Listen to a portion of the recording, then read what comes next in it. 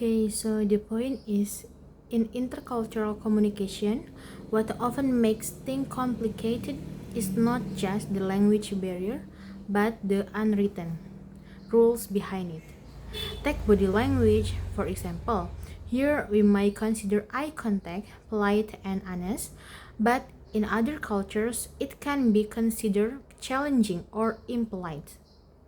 Then, their speaking style, our people often use code or beat around the bush to protect feelings, while Westerns tend to get straight to the point, low context. If you don't understand it, one is considered rude, the other unclear. Not the mention the issue of flexible timeless bill.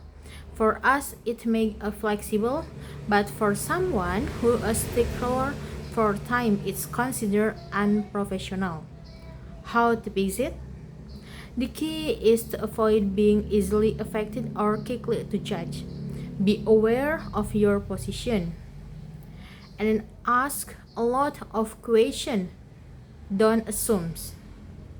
And then the last one is passion and observation. Pay attention to how they interact and try to adapt a little without losing your identity.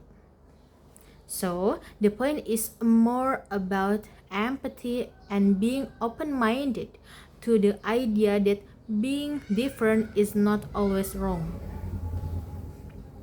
So, this is the visual. In a sense, Mr. Alec and Mr. Tanaka's situation demonstrate that communication is not just about language, but also about differing perspectives on self-esteem and efficiency. Alex, accustomed to being straightforward, feel that speaking directly is a professional, while Mr. Tanaka, who comes from a culture of guarded feelings, find it rude and embarrassing. The biggest challenge is when we feel our way of communicating is the most correct, when its other culture offering honest word can be perception and professional attack that damage working relationship. So this is a class between those focus on quick result individuals and those who prioritize group harmony.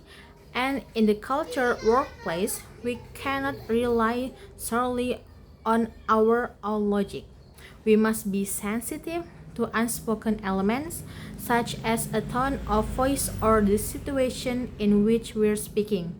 The key is not who right, but how we're willing to lower our egos and learn the polite or professional have different definition in different people head around the world.